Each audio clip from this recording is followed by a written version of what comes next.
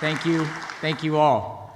So I believe that organizational leaders who build smart human networks will build the companies that succeed in the future. And further, I believe that organization leaders that don't do this are not going to be able to make it, because the world is changing at an ever-accelerating pace.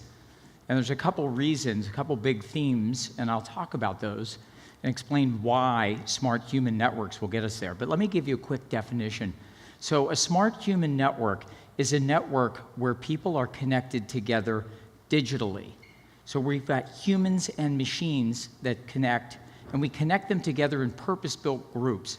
And we ask the people to go work on, together, digitally, in a network, to solve complex problems, to generate and spread ideas, to teach and learn from each other and from experts, both inside and outside of their organization, and to capture and amplify that knowledge and do it in a way where they might be more useful at predicting and prescribing the ways forward as the organization executes its strategy to get to its destination of a successful place in the future.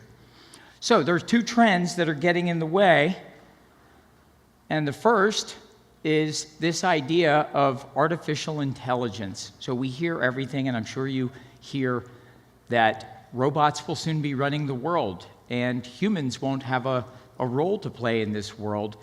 And I think that although many of the experts in artificial intelligence that believe there is a coming superintelligence, this point at which machines get smarter than humans, I think that we can expect that the learning curve will keep accelerating, and machines are indeed going to learn way faster than we can learn. And the military uses them to prosecute a war without a person flying in a plane. We now know that surgery can be done by robots people are getting operated on. We know that there are machines, AI algorithms, that can diagnose cancer as good as or better than some of the best physicians in the world.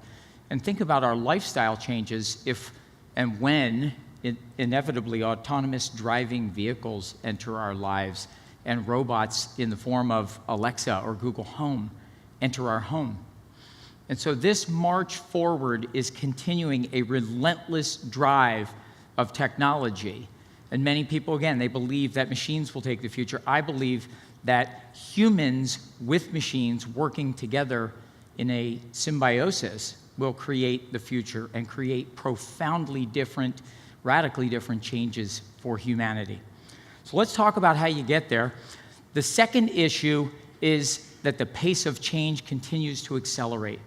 So the time to build $1 billion valuation company, typical Fortune 500 company today, 2 decades.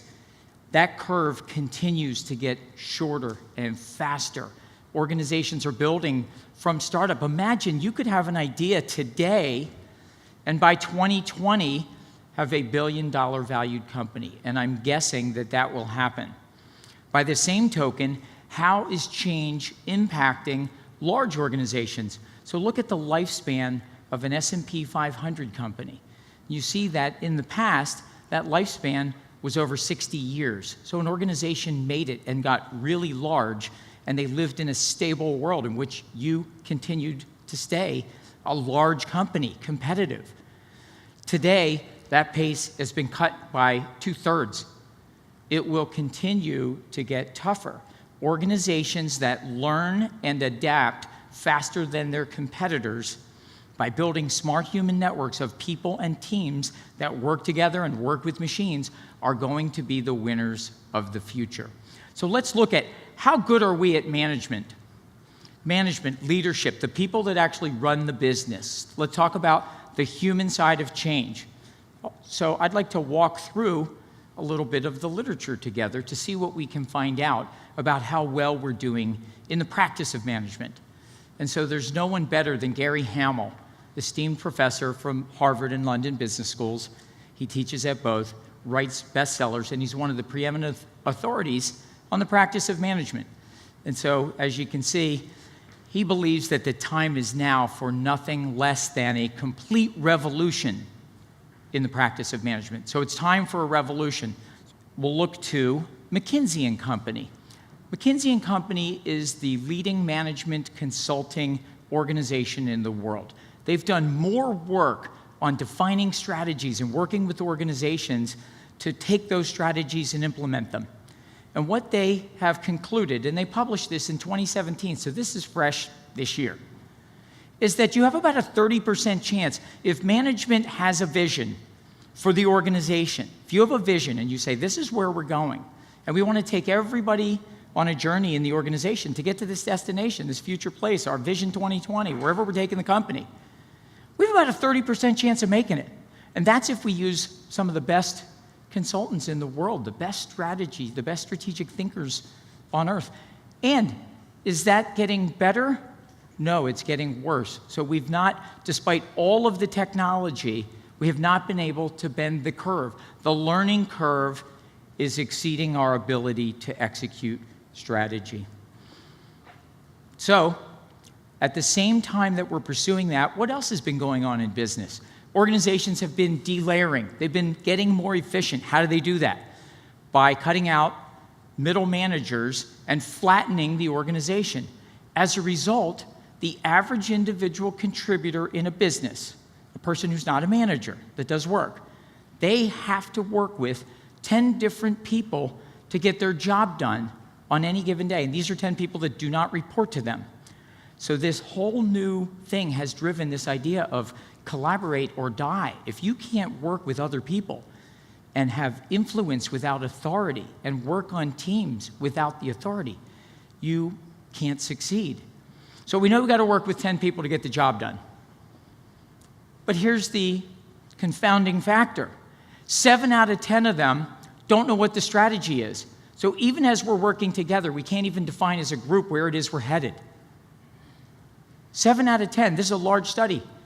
This is a study where 7 out of 10 at top performing organizations, these were the better ones, they gave them the right answer on a list of answers.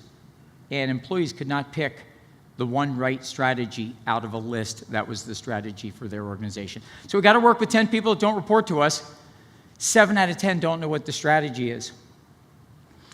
And The Economist did a study. They surveyed executives, and they found this same phenomena going on. That executives feel good about formulating strategy, like we know where we're going, we have a plan, but they don't feel good about getting there. And that's the messy part of taking people on a journey that's moving 1,000, 5,000, 10,000. I work with customers that have millions of employees that they have to move from where they are to where they need them to be. And it's a tricky, tricky thing. And finally, just to talk about why or where are we with management being stuck, another meta-analysis of a number of different studies found that a supermajority of leaders believe that their organization doesn't have the capability to execute their strategy. A supermajority believe that the strategy isn't tied to metrics, and a supermajority believe that people don't even understand what it is, those that work in the company. So imagine your customers in the marketplace. If the people that work in your own business and work at this full time don't even know where the business is heading. The overemphasis hypothesis, big data and STEM, we hear about its relentless march everywhere. Everything is big data and STEM. But I got news for you. If we don't look at the human side of business, the people side of business change, we're going to miss something. So we know that pollsters in the last presidential election in this country, they had the best big data on earth with the best technology on earth, the best opportunity in the world to make that prediction right. Almost all of them got it wrong. The British exit, almost all pollsters got it wrong. If we look at that same overfocus on STEM, that overfocus on big data, and I'm not suggesting for a second those things are bad, I'm suggesting that we have to be careful not to overemphasize their importance and that it must be balanced. Otherwise, we cannot predict herd mentality things like bubbles. Remember the dot-com bubble? Remember the housing bubble? So many lives are massively negatively impacted because of our inability to study the human side of change. And it's not that difficult in hindsight. When you look at what the human side of change looks like. The stuff that anthropologists look at and sociologists look at and psychologists look at, that human side is much fuzzier. It's thick descriptive data. It's hard. It's stories. It's cultural phenomena. If you study cultural phenomena, you can start to make sense of these things, but it's a part that the rise of big data and STEM has taken on so much emphasis in the last 15 years that we're missing the humanities and some of the human side. So I would suggest that there's a little bit of an overemphasis there, and you need to think about that as you're developing your strategy. You don't want to overemphasize that. We overfocus on inputs rather than outputs. Inputs are like holding meetings and sending emails when you have a strategy. Who wants more emails? Who wants more meetings? Hey, let's go to a meeting. Who wants more meetings? But that is the focus of inputs, not outputs. Why? Because the inputs I can control. Somebody told me that when I'm leading change management, communicate, communicate, communicate. Well, I can control that. I'm going to do a town hall meeting and have a series of meetings and go on a roadshow, tell everybody what it is. I'm going to print up some posters. Why? Because I can measure all that. I can put it on a list and go do it. But let me give you an example of some outputs. Suppose I got to get 1,000 people to help work together to collaborate to drive that strategy. I need evidence of understanding, evidence of buy-in. Do they even like it? Do they get it? Evidence of connecting across boundaries. Are they actually going to collaborate around this and solve a problem? I need some evidence of that. Imagine trying to do that for 1,000 people. Well, with smart human networks, you can make sense of that. And we can measure evidence of commitment. Are they committed? Are they actually going to get it done? And then finally, overload, sensory overload. Again, do we need more social media? Do we need more device time usage? Is anybody not using their smartphone enough? Should we all start using them more?